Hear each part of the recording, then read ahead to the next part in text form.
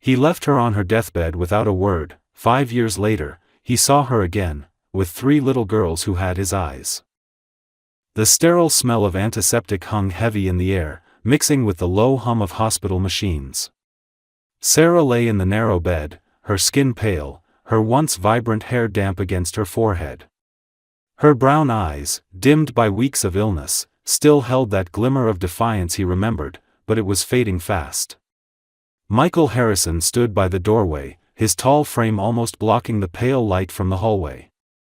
He was immaculate in a dark tailored suit, the very picture of control, the kind of man who made decisions that shaped companies and fortunes. Yet here, in this quiet, too-white room, he felt stripped of every illusion of power. "Don't leave me." Her voice was barely more than a whisper, the words trembling as if they carried the weight of her entire soul. Michael's gaze faltered. Those words pierced through the armor he had built over years in boardrooms and negotiations. He could feel them settle somewhere deep, somewhere he didn't dare look too closely. His instinct was to go to her, to take her hand, to promise that he would stay no matter what. But promises like that were dangerous. They required a kind of courage he wasn't sure he possessed anymore. For days, the doctors had given him updates couched in medical jargon, but even a man with no background in medicine could read between the lines. She was slipping away. And with her, the last piece of his life that wasn't measured in numbers or returns on investment. The fear of watching her die was unbearable. But there was something else, an older, colder fear, that whispered he should go before he saw her take her last breath. He had told himself for years that control was everything, and control meant leaving before he was broken. Sarah's thin fingers curled slightly against the blanket, as if even in weakness she was reaching for him. Michael's jaw tightened. His mind was a battlefield, one side screaming to step forward, to kneel beside her and say the words she needed to hear, the other urging him to walk away before she saw the tears that were threatening to spill. He thought of the first time he met her, in a crowded coffee shop downtown. She had been radiant, laughing with a friend, the sunlight catching in her golden hair. That laugh had been his undoing, the thing that made him believe, if only for a moment, that life could be more than endless meetings and profit margins. And now, here she was, barely clinging to that same spark, asking him for something so simple and yet impossibly hard.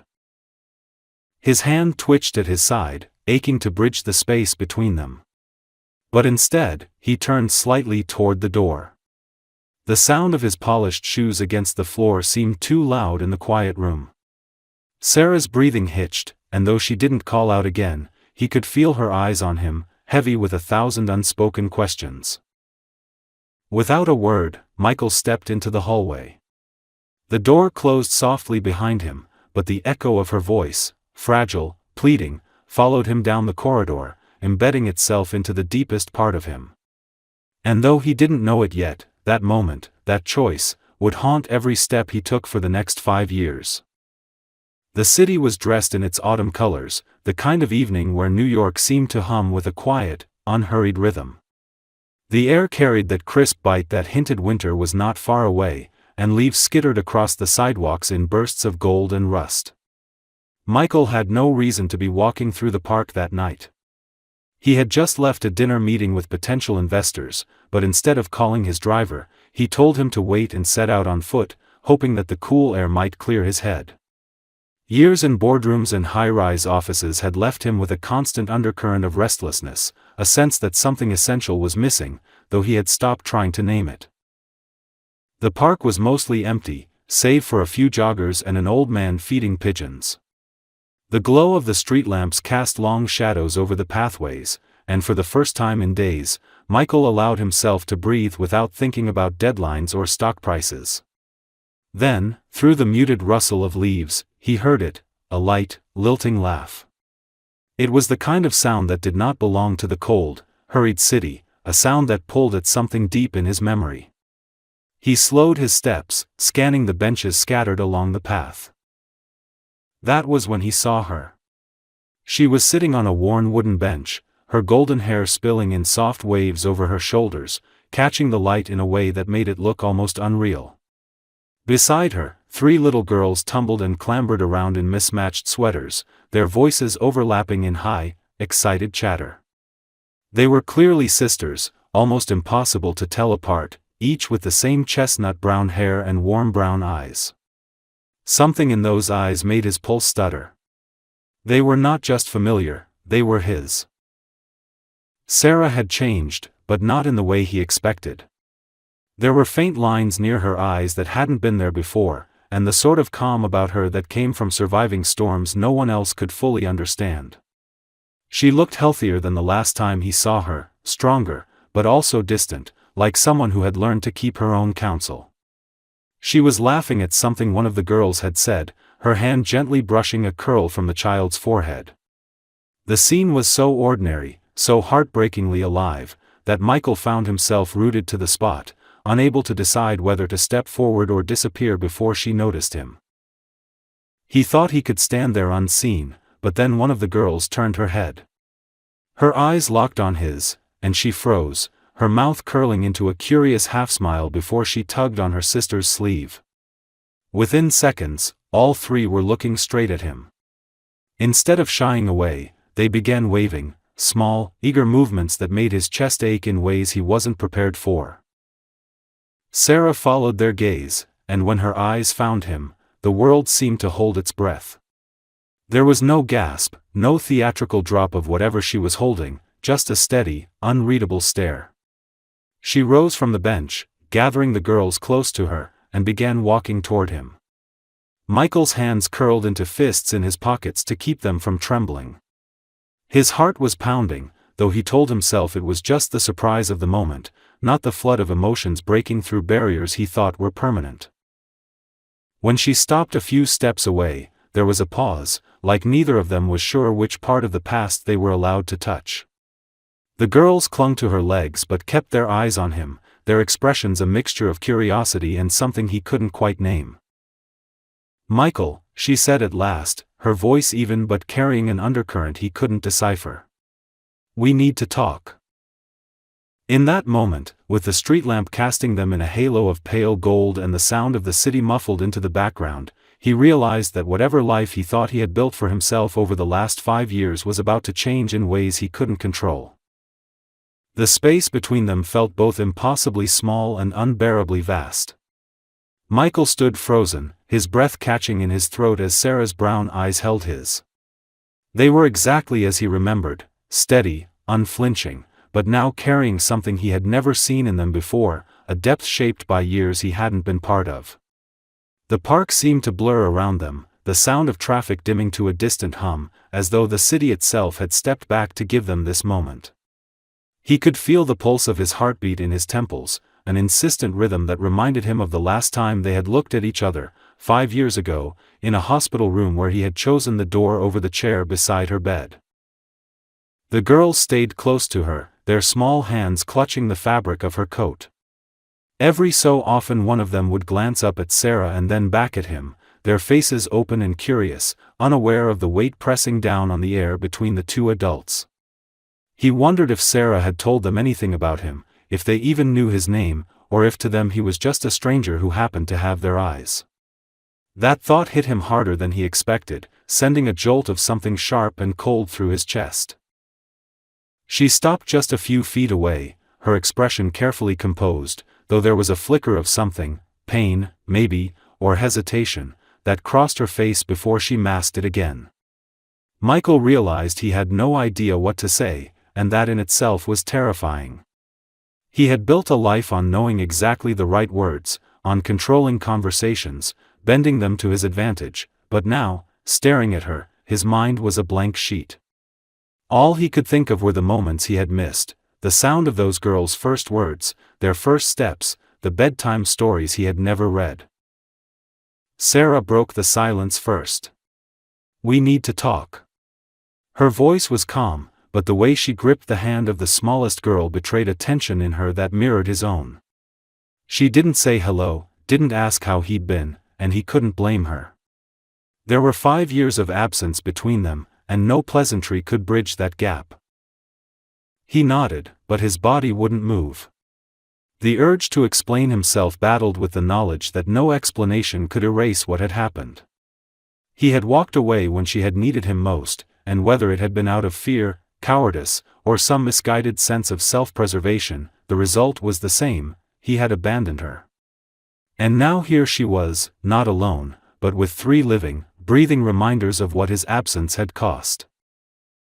One of the girls tilted her head and studied him with an intensity far beyond her years. It was unsettling, how much of himself he saw in her, in all of them.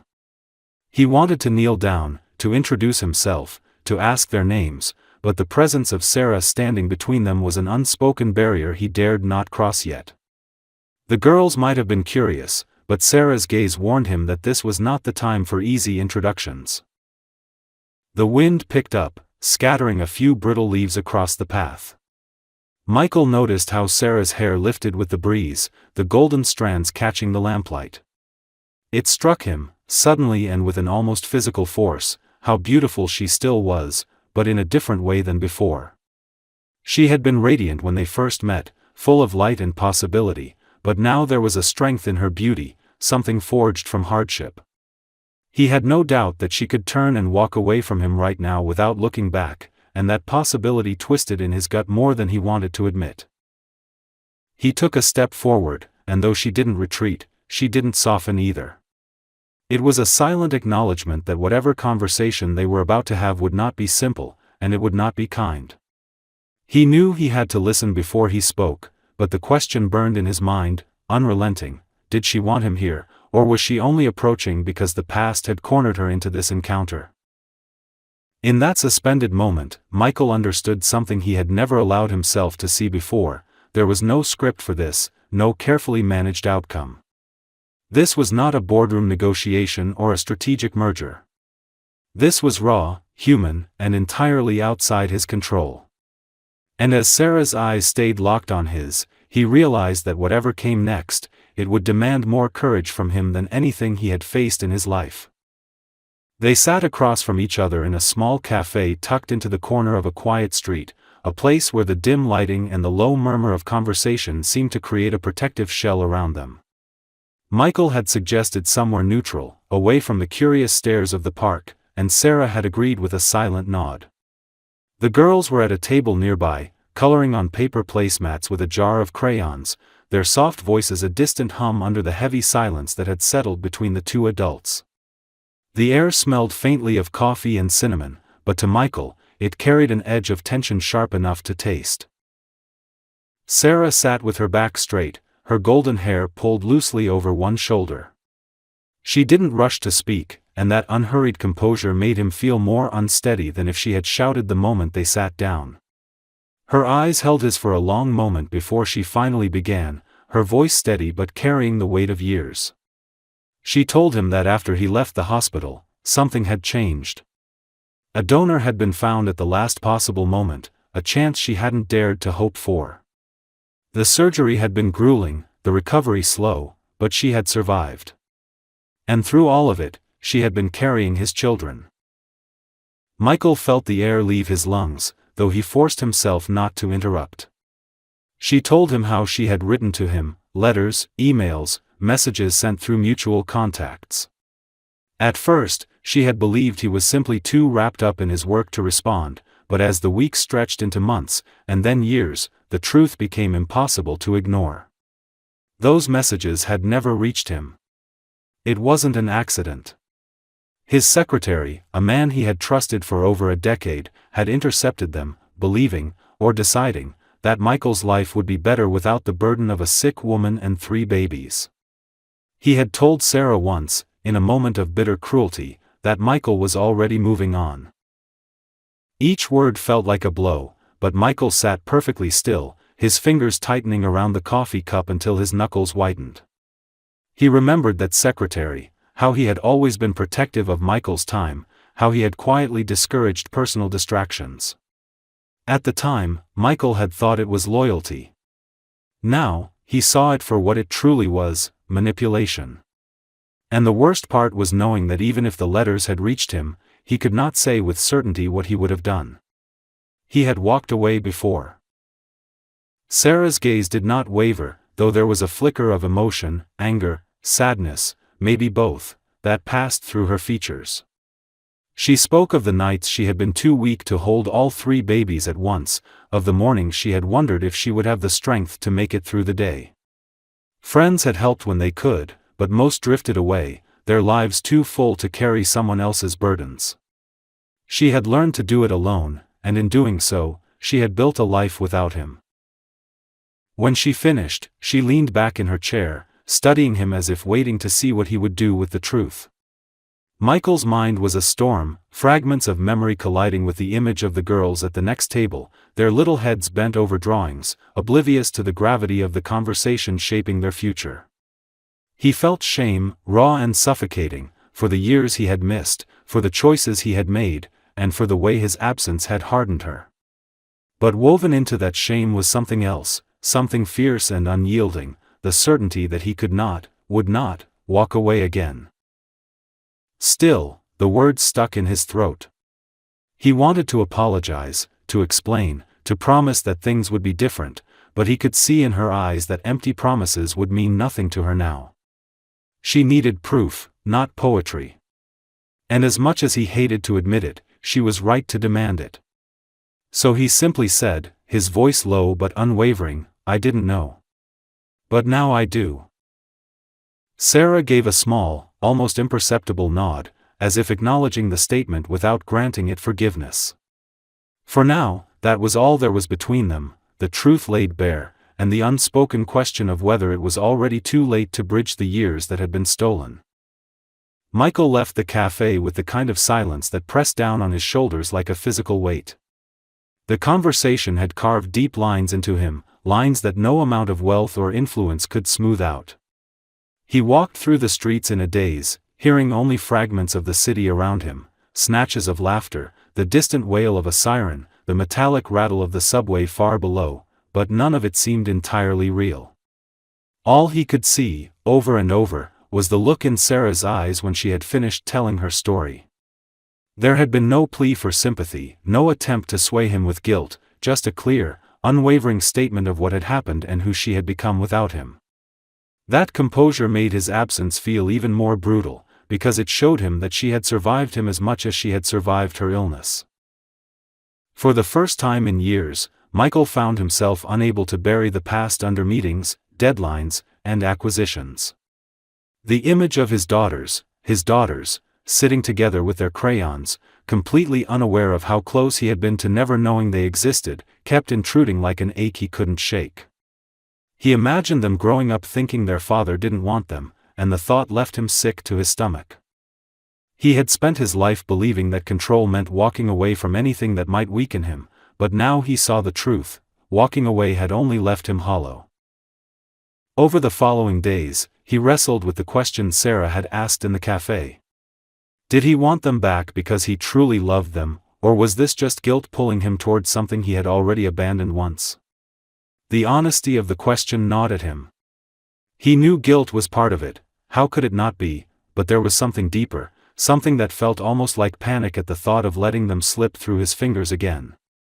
He realized that the last 5 years had been a slow erosion of himself, and seeing Sarah and the girls had been the shock that exposed just how much he had lost. He began trying to rebuild something, anything, that might convince Sarah he was worth letting back into their lives. He cancelled several high-profile meetings, sold off a luxury property he had barely set foot in, and started pouring his attention into causes that mattered beyond the bottom line. He reached out to children's hospitals, funded treatment programs, and spent time in wards where the air was thick with antiseptic and the hallways lined with parents who looked at him with a mixture of exhaustion and fragile hope. It was a world Sarah knew intimately, a world he had walked away from once and now needed to understand if he ever hoped to stand beside her again. But change, he quickly learned, wasn't enough to erase the past.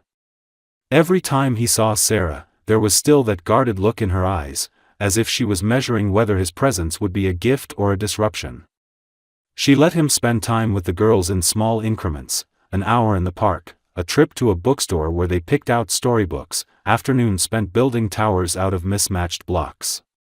The girls laughed easily with him, though they didn't yet call him Dad. He tried to be patient, but every moment he left them at the end of the day, the emptiness returned sharper than before. He began to understand that the hardest work wasn't in making grand gestures or donating money, it was in showing up every day, without fail, and letting them see that he was not going anywhere. He had to become someone they could believe in, someone who had learned the difference between protecting himself and protecting those who mattered.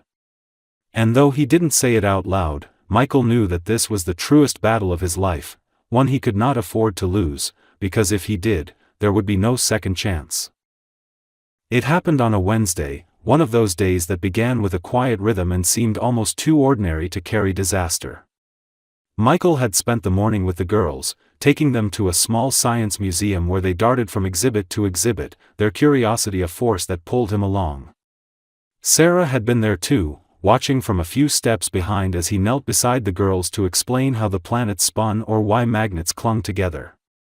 By lunchtime, they were all seated in a corner cafe, sharing sandwiches and hot chocolate, the kind of simple moment Michael had come to treasure. He drove them back to Sarah's apartment, kissed each girl on the forehead, and promised he would see them in 2 days for their weekend outing. He had no idea that promise was already in danger.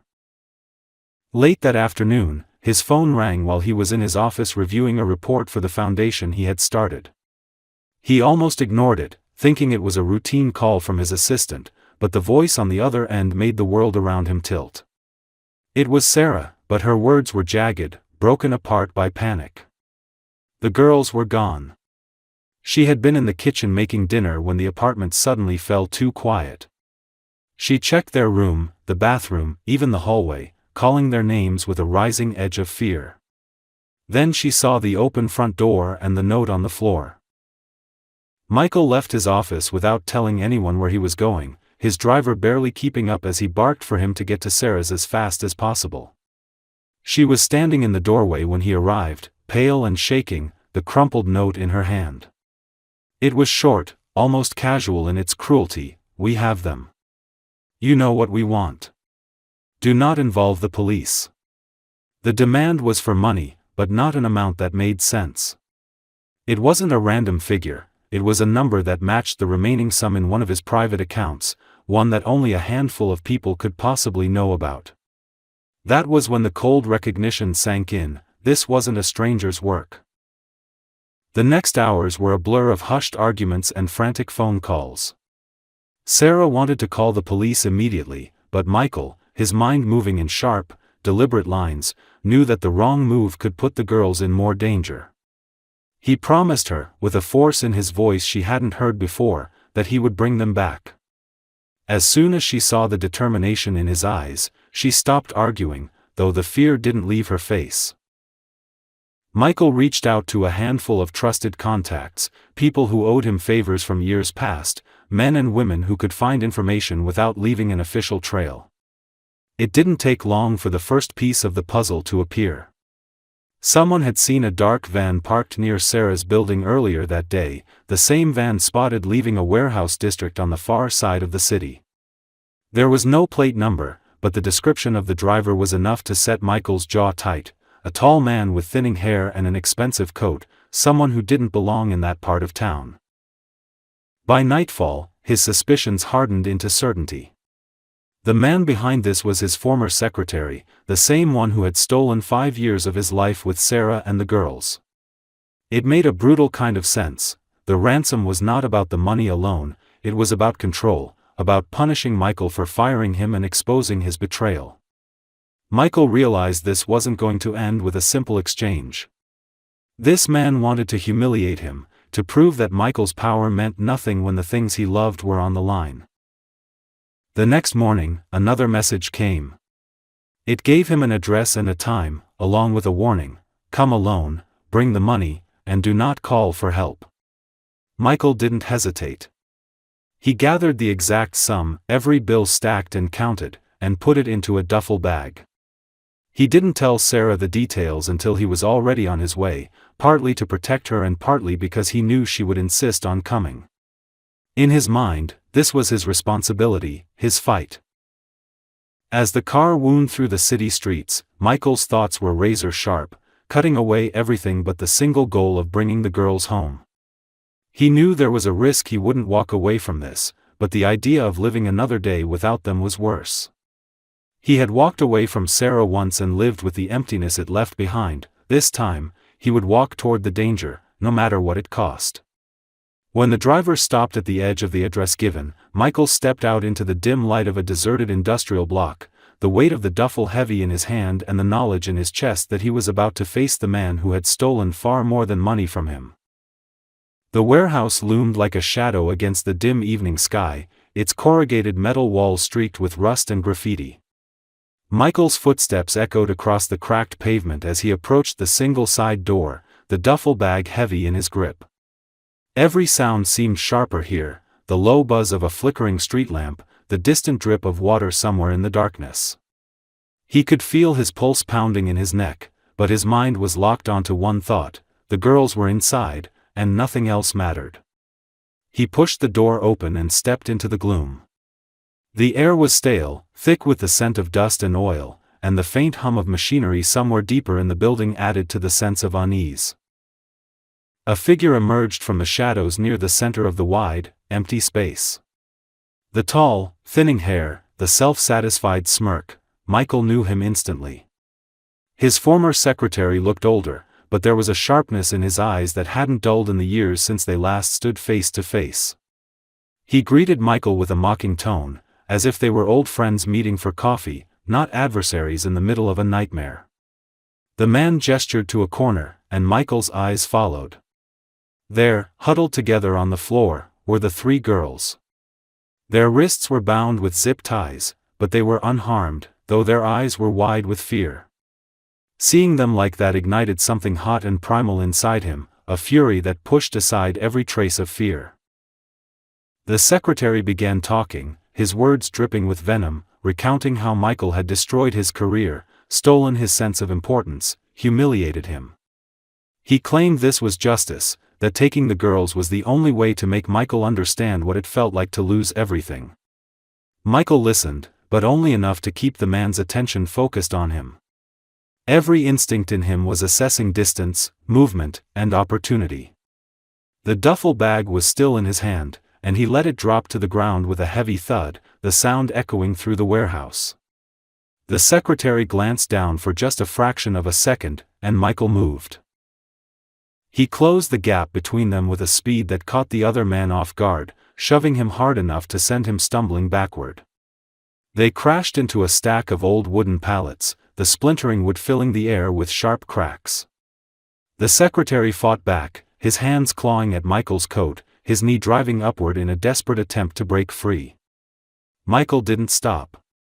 Years of boardroom composure gave way to something raw and unfiltered. This wasn't negotiation, this was survival.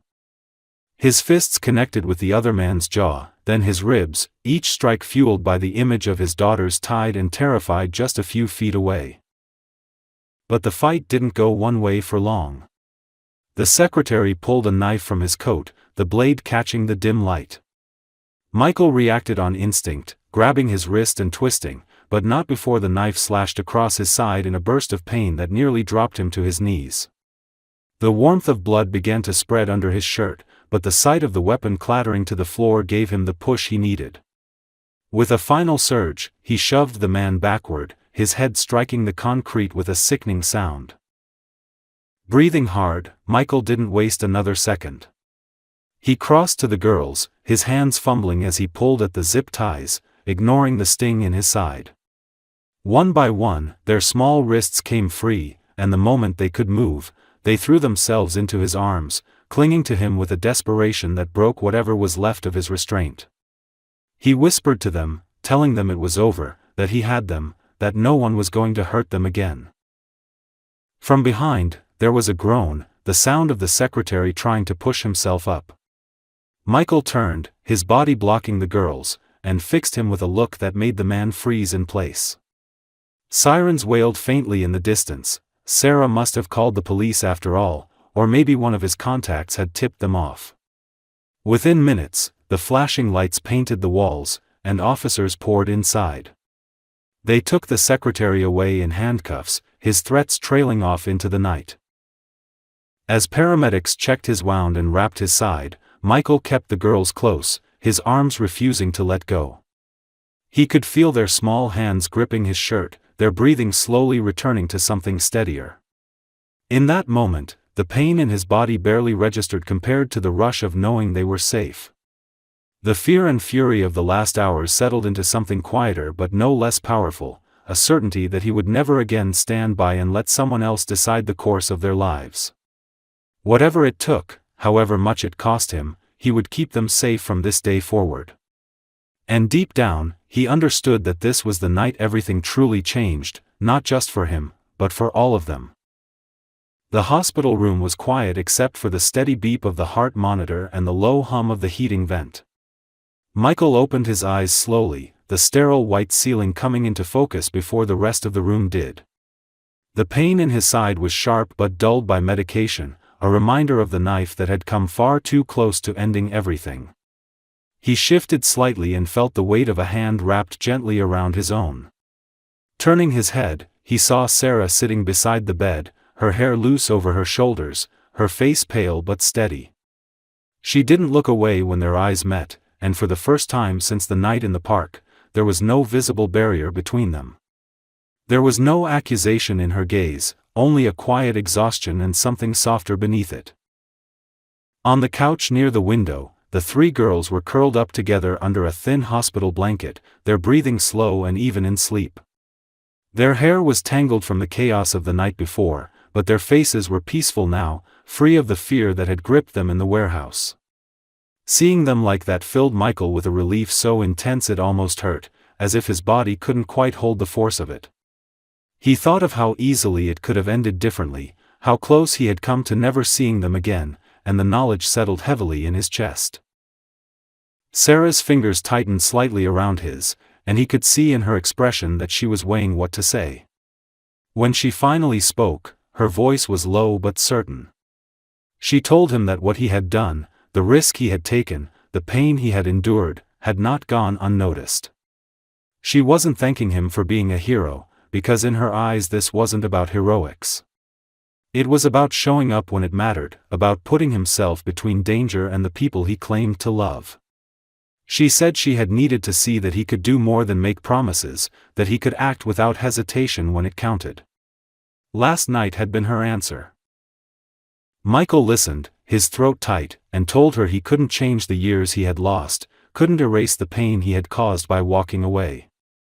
But he could choose every day from now on to be present, to protect them, and to never let fear or pride push him out of their lives again. He meant every word, not as an apology this time, but as a vow. Sarah studied him for a moment longer, as though testing the weight of his sincerity, and then she nodded. It wasn't forgiveness in full, not yet, but it was an opening, a shift in the walls she had built around herself. When the girls stirred awake, their small bodies stretching against the couch cushions, they looked around until their eyes found him. One by one, they slipped from the blanket and crossed the room, climbing carefully onto the edge of the bed.